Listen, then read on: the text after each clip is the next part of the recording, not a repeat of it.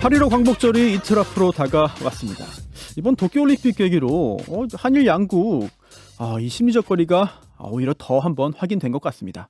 특히 일본 우익 단체들이요, 그 선수촌 앞에서 혐한 시위를 벌이는 바람에 우리 선수들이 여러 가지 곤란을 겪었고요.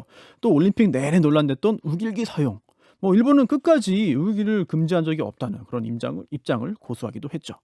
자, 이 혐한 감정 도대체 어디서부터 시작된 건지 혐한에 대해 연구하는 국내 1호 박사입니다.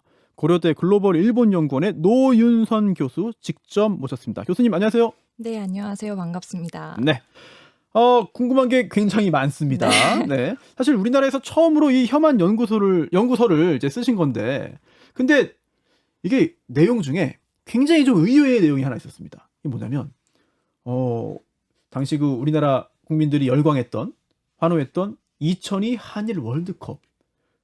이게 일본 내 혐한 감정 발생의 계기였다. 굉장히 좀 놀라웠거든요.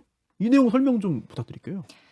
일단 2002년 한일 월드컵은 두 나라 공동 개최의 취지와는 정반대로 일본 내 혐한 기류가 폭발적으로 이제 확산되는 계기라고 볼 수 있는데요. 거기에 이제 두 가지 요인으로는 일본은 단독 개최를 희망했는데 그게 그렇죠. 무산이 됐죠. 여러 가지 이제 요인들에 의해서 무산이 됐고, 그 다음에 한국 축구의 경우에는 4강까지 진출했는데 일본 축구는 반대로 16강에서 떨어졌습니다.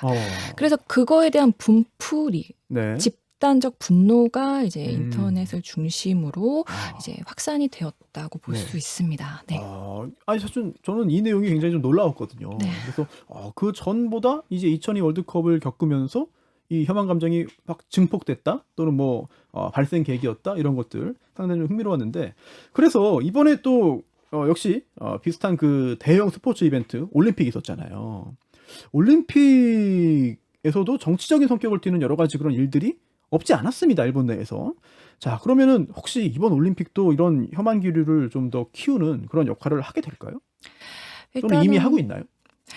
그렇죠. 일단은 이번 도쿄 올림픽을 제 개인적으로는 혐한 올림픽이라고 좀 이제 명명을 따로 별도 하고 싶습니다. 아예 이름 자체를 혐한 올림픽이다. 일단 주요 포인트를 좀 살펴보면 개막식 때 이제 선수 입장을 할 때 우길기 형상을 한다든지, 기미가요라든지, 혹은 이제 드래곤 퀘스트 OST에서 이 작곡가가 구구라든지, 이제 폐막식에서는 또 인기 있는 이제 만화였던 귀멸의 칼날 노래가 나오기도 했죠. 그다음에 그 중간 과정에서는 탁구 경기 시에 카메라 조명이라든지, 한국 도시락은 아예 그 도쿄 올림픽을 망하게 하는 원인이었다라고 계속해서 이제 혐한 발언들이 나오고 있습니다. 사실 그 탁구 경기는 이거죠.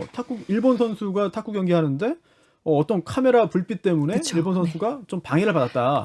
근데 그게 한국 카메라맨이다. 그렇죠. 네. 근데 사실 알고 보니까 일본 기자 아니었습니까? 그렇죠. 네, 맞습니다. 근데 그거 여전히 일본 내에서는 한국이라고. 이거 다 알고 있다면서요. 그렇죠.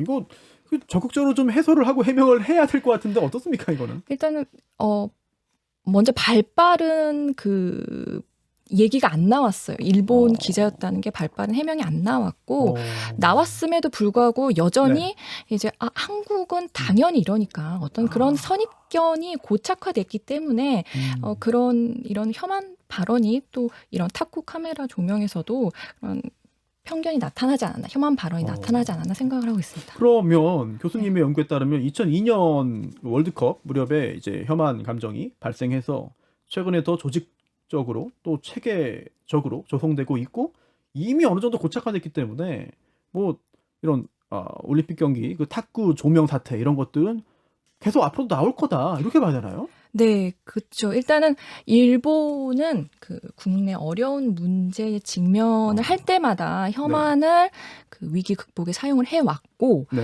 그 대표적인 사례로 관동 대지진 당시 이제 조선인 학살을 들을 수가 있는데요.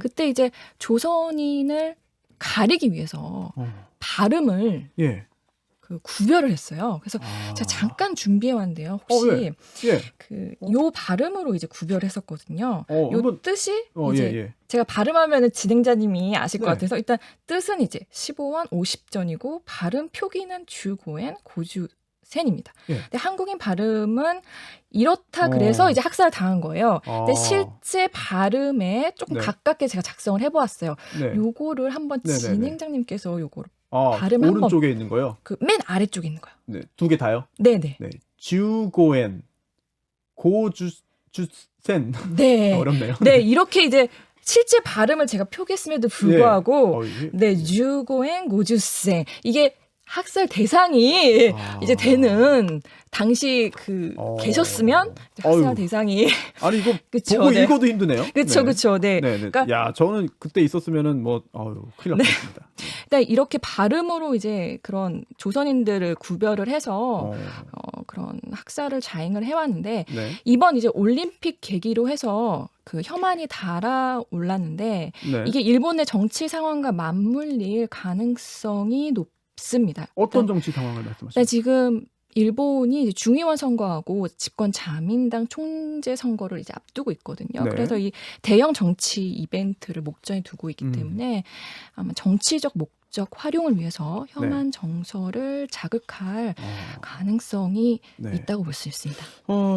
그렇군요. 근데 지금 아까 2002 월드컵 말씀도 하셨습니다만 네. 사실은 없던 게 그때 딱 만들어지진 않았을 거잖아요. 그리고 또 그쵸. 관동대진 얘기도 있었고. 네네. 그런데 이 혐한 정서 또는 감정은 쭉 있었을지 몰라도 네. 혐한이라는 용어 네. 또는 단어 이건 또 어느 순간 만들어져서 나왔을 거잖아요. 그 시점은 그쵸. 언제로 볼 수 있습니까?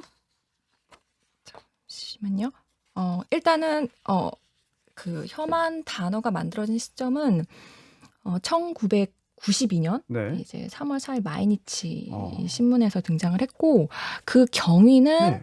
이제 1991년 네. 8월 14일 일본군 위안부 김학순 할머니 아. 증언을 통해서 네. 이제 일본의 그 시사 종합 월간지, 네. 일본의 최대 시사 종합 월간지인 문해춘추에서 특집 대담 기사를 싣게 됩니다. 그래서 거기 내용이 네. 이제 한국에 대한 뭐 정치, 문화, 사회 전반에 대해서 네. 이제 힐난과 비난을 이제 하는 내용들인데요. 거기에서 이제 혐한이라는 용어가 사용되었고 네. 그 기사 내용의 이제 심각성을 국내 언론에서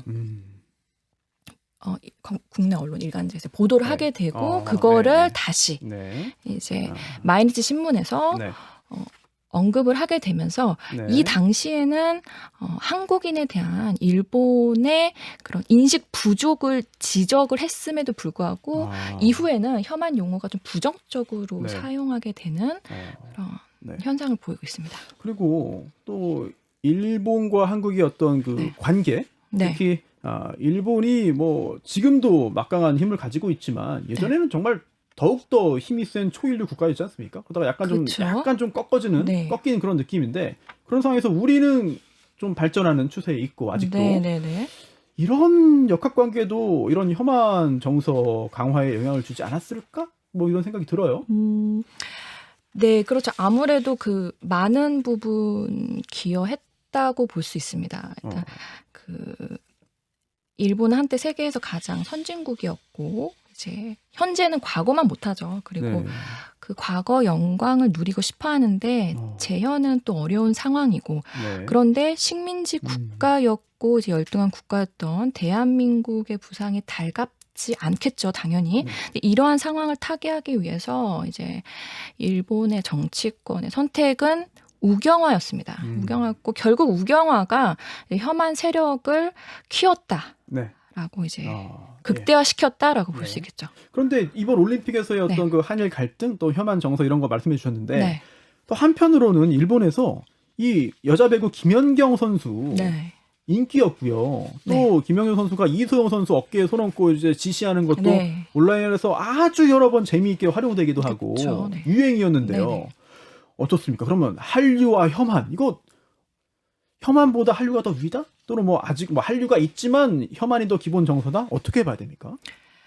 일단 그 한류가 혐한을 이겼다. 그런데 왜 혐한은 사라지지 않고 진화되었을까요? 일단 그렇게 보면 안 된다는 것을 좀 말씀을 드리고 싶고요. 네. 그 하나의 예로 네. 일본의 가장 구구이면서 네. 혐한론자인 이 하쿠타 나오키 작가를 좀 예로 들면 네. 이제 일본 지하철에 있는 한글이 역겹다라고 발언을 했었어요. 예. 그런 이제 우익 인사가 최근 이제 도쿄 올림픽에서 예. 이제 뭐 한국의 그 성형 강국을 좀 비하하는, 그러니까 이제 여자 선수들의 네. 이제 외모를 뭐 성형 강국을 비하하는 그런 발언들도 했었고, 네. 그럼에도 불구하고 이 하쿠타 나오키는 그 한국 드라마 사랑의 불시착이지 않습니까? 예. 그거를 하도 이제 일본에서 유행하다 보니까 한 번 보자 된 거예요. 1화는 한 번 보자. 도대체 왜 그게 일본인들 사이에서 유행이 네.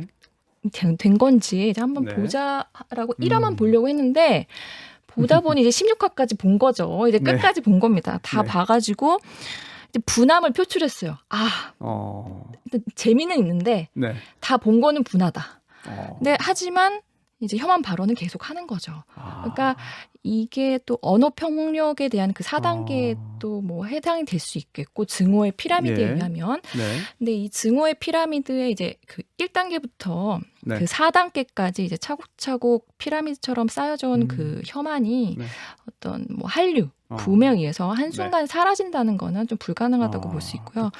예. 오히려 혐한을 하고 경시하는 태도가 여기까지 오게 한 게 아닌가 싶습니다. 네. 그러면 저희가 좀 전에 지금 말씀해 주신 거 네. 연결해 가지고 시간상 마지막 질문일 것 같은데요. 네.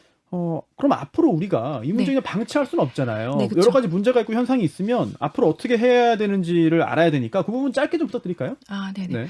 일단은 대일 관계는 굉장히 어려운 관계가 분명하고, 근데 일단은 저러다 말겠지, 뭐 일시적인 걸로 네. 치부하다 여기까지 왔기 때문에 1차적으로 피해자인 당사자 한국에 예. 관심이 필요하고요. 예. 그다음에 또 일본이 30년 동안 혐한을 해온 기간에 또 제가 혐한 박사 1호라는 것은 또 그만큼 제대로 된 관심과 연구를 한 적이 없다는 또 반증이라고 생각을 합니다. 네. 알겠습니다. 많은 사람들의 관심이 필요하다는 네. 그런 말씀이고요. 맞습니다. 네, 오늘 고려대 글로벌 일본 연구원의 노윤선 교수와 함께 일본 혐한 정서의 계보 그리고 현실 알아봤습니다. 교수님 감사합니다. 네, 감사합니다. 김현정의 뉴스쇼는 청취자 여러분의 참여로 이루어집니다. 트위터, 페이스북, 레인보우 게시판, 그리고 단문 50원, 장문 100원의 유료 문자 샵 1212, 우물정 1212 통해 참여하실 수 있습니다. 김현정의 뉴스쇼, 여러분과 함께 만듭니다.